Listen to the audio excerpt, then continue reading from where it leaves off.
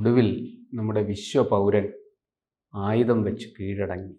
അദ്ദേഹം പറയുകയാണ്, ഞാൻ മുഖ്യമന്ത്രി സ്ഥാനത്തേക്കില്ല, ഞാൻ ഡൽഹിയാണ് എൻ്റെ തട്ടകം. ശശി തരൂരാണ് ഇങ്ങനെ പറഞ്ഞത്. എന്താണ് അദ്ദേഹം കേരളത്തിൻ്റെ മുഖ്യമന്ത്രിയാകും എന്നൊക്കെയാണ് നമ്മൾ കേട്ടിരുന്നത്. ഇപ്പോൾ ശശി തരൂർ തന്നെ അതിൽ നിന്ന് പിൻവാങ്ങാനുള്ള കാരണം എന്താണ്? അല്ല, അദ്ദേഹം ആവശ്യപ്പെട്ടാൽ ഇവിടുത്തെ നേതാക്കൾ കൊടുക്കുമോ? അത് തന്നെയാണ് അതിൻ്റെ ഉത്തരവ്. അദ്ദേഹത്തിന് വലിയ ആഗ്രഹമുണ്ടായിരുന്നു. അദ്ദേഹം ഇപ്പോൾ പറയുന്നു, ഞാൻ ആഗ്രഹിച്ചിട്ടില്ല, ഞാൻ ആ പദവിയിലേക്ക് വരില്ല എന്ന് പറയുന്നു. പക്ഷെ 2024 മുൻപുള്ള തെരഞ്ഞെടുപ്പ് കാലത്ത് ആ സാഹചര്യം നാം പരിശോധിച്ചാൽ നമുക്ക് മനസ്സിലാവും. അതിന് മുൻപ് ഉയർന്നു വന്നിട്ടുണ്ട്. തിരുവനന്തപുരം മണ്ഡലത്തിൽ നിയോജക മണ്ഡലത്തിൽ ഇദ്ദേഹം മത്സരിക്കുമെന്ന് തന്നെ വലിയ രീതിയിലുള്ള ചർച്ചകൾ ഉണ്ടായിരുന്നു. അതിന് പിന്നാലെയായിരുന്നു ഈ NSSന്റെ മന്നം ജയന്തിയുമായി ബന്ധപ്പെട്ട് അദ്ദേഹത്തെ വിളിക്കുന്ന സാഹചര്യം ഉണ്ടായിരുന്നു. പിന്നീട് അദ്ദേഹം യാത്ര നടത്തുന്നു. അന്നും ഇദ്ദേഹം എനിക്ക് മുഖ്യമന്ത്രി ആകാൻ ആഗ്രഹമില്ലെന്ന് ഒരിടത്ത് പോലും തുറന്നു പറഞ്ഞിട്ടില്ല. അന്ന് കൃത്യമായി തന്നെ ഇദ്ദേഹത്തിന്റെ പേര് വെച്ച് ചർച്ച ഉണ്ടായത് മുഖ്യമന്ത്രി സ്ഥാനാർത്ഥിയായും ശശി തരൂർ വരും, അതിന് ലീഗിന്റെ പിന്തുണയുണ്ട്, NSSന്റെ പിന്തുണയുണ്ട്. അവസാന ഘട്ടത്തിൽ വെള്ളാപ്പള്ളി നടേശൻ ഉൾപ്പെടെയുള്ളവർ പിന്തുണച്ച് സംസാരിക്കുന്നത് നാം കണ്ടിരുന്നു. ക്രിസ്ത്യൻ സംഘടനകളുടെ അതേ കേരളത്തിലുടനീളം ഒരു യാത്രയ്ക്ക് സമാനമായ രീതിയിലുള്ള ചില സന്ദർശനങ്ങൾ നടത്തുന്നതെല്ലാം കണ്ടിരുന്നു. അന്ന് അദ്ദേഹം മൗനം പാലിക്കുകയും ഇപ്പോൾ ഏറ്റവും അവസാന ഘട്ടത്തിൽ തന്നെ പാർട്ടി അടുപ്പിക്കില്ല എന്ന് കണ്ട പശ്ചാത്തലത്തിലാണ് പറഞ്ഞത്, അങ്ങനെയാണെങ്കിൽ എനിക്ക് വേണ്ടെന്ന്. അദ്ദേഹം വേണമെന്ന് പറഞ്ഞാൽ ഇവിടെ തന്നെ അടിയാണ്. കേരളത്തിൽ തന്നെ VD സതീശൻ ആകണോ, രമേശ് ചെന്നിത്തല ആകണോ, KC വേണുഗോപാൽ ആകണോ, അതോ ദളിത് പ്രാതിനിധ്യത്തിന് വേണ്ടി കൊടിക്കുന്നിൽ സുരേഷ് ആകണമോ, അതോടൊപ്പം തന്നെ വെള്ളാപ്പള്ളി നടേശൻ ഒന്ന് സുഖിപ്പിക്കാനായി അടൂർ പ്രകാശൻ ആക്കണമോ എന്ന രീതിയിലുള്ള വലിയ പ്രശ്നങ്ങൾ തർക്കങ്ങൾ നിലനിൽക്കുമ്പോഴാണ് ഇപ്പോൾ ശശി തരൂരും ആ ഇടയ്ക്ക് നുഴഞ്ഞു കയറുന്നത് കണ്ടത്. പിന്നീട് അദ്ദേഹത്തിന് മനസ്സിലായി, തനിക്ക് തന്നെ ഈ ദേശീയ രാഷ്ട്രീയത്തിലും അടുപ്പിക്കില്ല, കേരള രാഷ്ട്രീയത്തിലും അടുപ്പിക്കില്ല എന്നത് കൊണ്ടാണ് അദ്ദേഹം ഇടക്കാലത്ത് ഒരു പ്രസ്താവനയുമായി തന്നെ വരുന്ന ഒരവസ്ഥ ഉണ്ടായിരുന്നല്ലോ. സംസ്ഥാന കോൺഗ്രസ് എന്നെ കൃത്യമായി ഉപയോഗിക്കുന്നില്ല, അങ്ങനെയാണ് പറയുന്നത്. എങ്ങനെയാണ് ഉപയോഗിക്കുക എന്നത് പറയുമ്പോഴാണ് എന്നെ മുഖ്യമന്ത്രി സ്ഥാനാർത്ഥിയാക്കി ഉയർത്തിക്കാട്ടുക എന്ന ചിന്ത അവിടെ ഉണ്ടാകുന്നത്. എന്തായാലും കുറച്ചു നാളുകളായി തന്നെ ഇത്തരം ഈ അവഗണനയും അദ്ദേഹത്തിന്റെ വലിയ പ്രതീക്ഷകളും അസ്തമിച്ച ഘട്ടത്തിലാണ് ഇപ്പോൾ അദ്ദേഹം BJPക്ക് അനുകൂലമായി നിന്ന് സംസാരിക്കുന്നത്.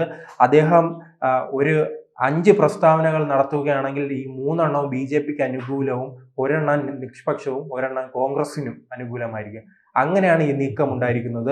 അതിൽ ഈ 3 എണ്ണം ശ്രദ്ധിച്ചാൽ അറിയാം, രാഹുൽ ഗാന്ധി ഒരു വിവാദവുമായി ബന്ധപ്പെട്ട് അല്ലെങ്കിൽ ഒരു വിഷയവുമായി ബന്ധപ്പെട്ട് പ്രതികരിക്കുകയാണെങ്കിൽ മണിക്കൂറുകൾക്കകം തന്നെ അതിന് വിപരീതമായി വിപരീതമായി സംസാരിക്കുക എന്നതാണ് ഇപ്പോൾ അദ്ദേഹത്തിന്റെ കർത്തവ്യം. ഓപ്പറേഷൻ സിന്ദൂറുമായി ബന്ധപ്പെട്ടായാലും അങ്ങനെ ഓരോ കാര്യങ്ങളും ദേശസ്നേഹം, ഏറ്റവും ഒടുവിൽ വോട്ട് ചോർച്ച വിഷയത്തിൽ വരെ അത് കണ്ടു, വോട്ടർ പട്ടിക ക്രമക്കേടിൽ വരെ നമ്മൾ അത് കണ്ടു. അതാണ് ഇതിപ്പോൾ ഒരു രാജ്യസ്നേഹം മാത്രമല്ല. പലരും സൂചിപ്പിക്കും, നിങ്ങൾ രാജ്യസ്നേഹിയായ ശശി തരൂരിനെ നോക്കൂ എന്നത്. അദ്ദേഹത്തിന്റെ രാജ്യസ്നേഹത്തെ കുറിച്ച് നമുക്കറിയാമല്ലോ. എല്ലാവരെയും ഈ കോൺഗ്രസുമായി ബന്ധപ്പെട്ട് നിൽക്കുന്നവരുടെ രാജ്യസ്നേഹമെല്ലാം അധികാര കസേരവും കുറച്ച് പണം തട്ടുക എന്നത് മാത്രമാണ്. അല്ലാതെ ഇവരെ രാജ്യസ്നേഹം തെളിയിക്കാനുള്ള 2004 മുതൽ 2014 വരെയുള്ള കാലഘട്ടം നമ്മുടെ മുന്നിൽ ഇങ്ങനെ തെളിഞ്ഞു നിൽക്കുകയല്ല. രാജ്യസ്നേഹത്തിനേക്കാൾ വലുത് നല്ല ഗാന്ധിയുടെ നോട്ടുകളാണെന്ന് അവർ തെളിയിച്ച അവസ്ഥ ഉണ്ടായിരുന്നു. അങ്ങനെ രാജ്യസ്നേഹം ഉണ്ടായിരുന്നത് കൊണ്ടാണ് മുംബൈയിൽ സാധാരണക്കാരായ ജനങ്ങൾ പിടഞ്ഞു വീണപ്പോൾ മൗനം പാലിക്കുകയാണ് ഉണ്ടായത്. ഈ അതിർത്തി പ്രദേശങ്ങളിൽ പാകിസ്ഥാൻ കടന്നു കയറി ഇവരുടെ പട്ടാളക്കാരുടെ തലയർത്തപ്പോൾ ഈ രാജ്യസ്നേഹികൾ എവിടെയായിരുന്നു? അന്നൊന്നും കാണാത്ത രാജ്യസ്നേഹം. അന്ന് ഇദ്ദേഹം ആ മന്ത്രിസഭയിൽ അംഗമായിരുന്ന ആളല്ലേ? ആ സമയത്ത് അദ്ദേഹം മന്ത്രിസഭയിൽ അംഗമായിരുന്നു. ആ സമയത്ത് കോൺഗ്രസിന്റെ വലിയ വക്താവായിരുന്നു. കോൺഗ്രസ് ഉയർത്തിക്കാട്ടുകയാണ്, വിശ്വപൗരൻ നമ്മുടെ കോൺഗ്രസിന് വേണ്ടി വന്നു നിൽക്കുകയാണ്, ഞങ്ങളുടെ കോൺഗ്രസിന് വേണ്ടി സംസാരിക്കുകയാണെന്ന രീതിയിലുള്ള എന്തെല്ലാം വിടുവായുത്തരങ്ങളായിരുന്നു എന്ന് പറഞ്ഞിരുന്നത്. അങ്ങനെ അവിടെ ഒന്നും ലഭിക്കാതായപ്പോൾ ഇദ്ദേഹത്തിന് അങ്ങനെ മുളയ്ക്കുകയാണ് രാജ്യസ്നേഹം. അങ്ങനെ BJPയെ പുകഴ്ത്തുന്നു, നരേന്ദ്രമോദിയെ പുകഴ്ത്തുന്നു. പക്ഷേ നമ്മുടെ രാജ്യത്ത് BJPക്ക് അറിയാം ഒരാളെ എങ്ങനെ കൃത്യമായി ഉപയോഗിക്കണമെന്നത്. അങ്ങനെ BJP കൃത്യമായി അദ്ദേഹത്തെ ഉപയോഗപ്പെടുത്തുകയാണ് ചെയ്യുന്നത്. അദ്ദേഹവും അങ്ങനെ കാത്തിരിക്കുകയാണ്. ഇപ്പോൾ കോൺഗ്രസുമായി ബന്ധപ്പെട്ട് ഇത്തരം വലിയ രാജ്യസ്നേഹമുള്ള കോൺഗ്രസിന് അനുകൂലമായി സംസാരിച്ച നേതാക്കളെല്ലാം ഇന്ന് BJP പാളയത്തിലാണ്. BJP കാണുന്നത് കോൺഗ്രസിനെ അടിക്കാനുള്ള വടികൾ പരമാവധി ശേഖരിക്കുക, എന്നിട്ട് ആ പാർട്ടിക്കിട്ട് അടി കൊടുക്കുക. ഇനി പാർട്ടി അടി വാങ്ങാൻ കാത്തിരിക്കുന്നത് കേരളമാണ്. അപ്പോൾ കേരളത്തിൽ ഒരു ചെറിയ മുന്നേറ്റമുണ്ടായി. BJP വിജയിക്കുന്ന ഘട്ടം വരുമ്പോൾ വലിയ രീതിയിൽ കോൺഗ്രസ് നേതാക്കളുടെ തങ്ങളുടെ പാളയത്തിൽ എത്തിക്കുമ്പോൾ ആ വരവിൽ ചിലപ്പോൾ ശശി തരൂരും കാണുമായിരിക്കും. അതെ.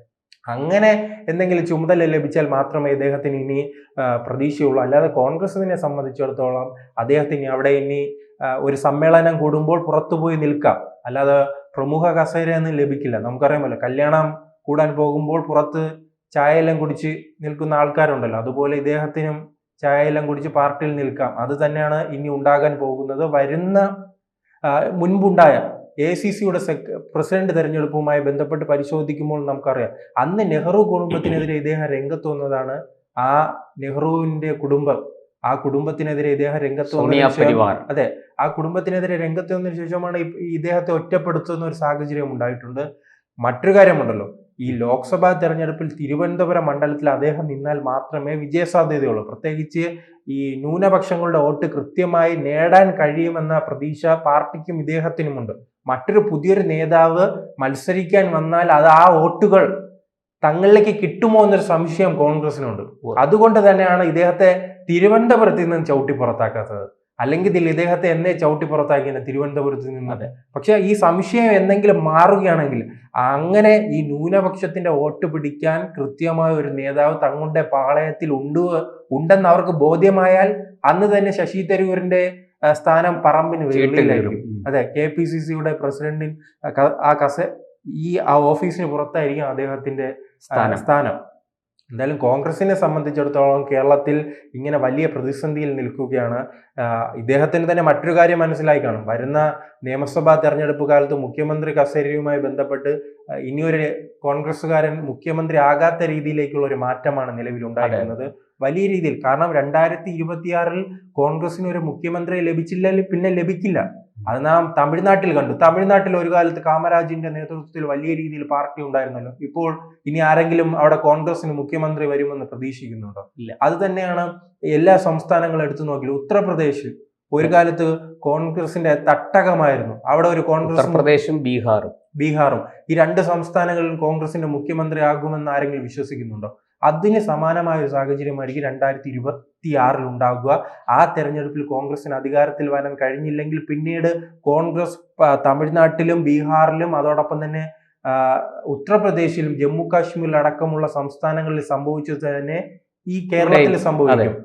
പക്ഷെ അങ്ങനൊരു സാഹചര്യത്തിലേക്ക് ഈ ലോക്സഭാ തെരഞ്ഞെടുപ്പിന് ശേഷം വലിയ രീതിയിൽ വിജയപ്രതീക്ഷ ഉണ്ടായിരുന്നു. രാഹുൽ മാങ്കൂട്ടത്തിന്റെ വിഷയം വന്നതിന് ശേഷം അത് പൂർണ്ണമായി തന്നെ ഇല്ലാതാകുകയാണ്. ഭരണപക്ഷ തെരുവിലുള്ളപ്പോൾ പ്രതിപക്ഷം പ്രതിരോധത്തിലേക്ക് പോകുന്ന ഒരു വ്യത്യസ്തമായ ഒരു കാഴ്ചയാണ് കണ്ടത്. എല്ലാ സംസ്ഥാനങ്ങളിലും ഭരിക്കുന്ന പാർട്ടിയാണ് പ്രതിരോധത്തിനാകുന്നത്, പ്രതിപക്ഷമാണ് അവിടെ ഊർജ്ജസ്വലമായി സമരത്തിന് ഇറങ്ങുന്നത്, പ്രതിഷേധത്തിന് ഇറങ്ങുന്നത്. ഇവിടെ നേരെ തിരിച്ചാണ് നമ്മൾ കാണുന്നത്. ഇതെന്തായാലും അതെല്ലാം തിരിച്ചറിഞ്ഞത് കൊണ്ടാണ് ഇദ്ദേഹം ആഗ്രഹം പ്രകടിപ്പിക്കാത്തത്. ആഗ്രഹം പ്രകടിപ്പിച്ചാലും ഒരു കോൺഗ്രസ്സുകാരൻ ഇനി മുഖ്യമന്ത്രിയായി വരുന്നത് വളരെ ബുദ്ധിമുട്ടുള്ള കാര്യം കൂടിയാണ്. കൂടുതൽ വാർത്തകളും വിശേഷങ്ങളും നിങ്ങളിലേക്ക് എത്താൻ ABC മലയാളം സബ്സ്ക്രൈബ് ചെയ്യുക, ബെൽ ബട്ടണും അമർത്തുക.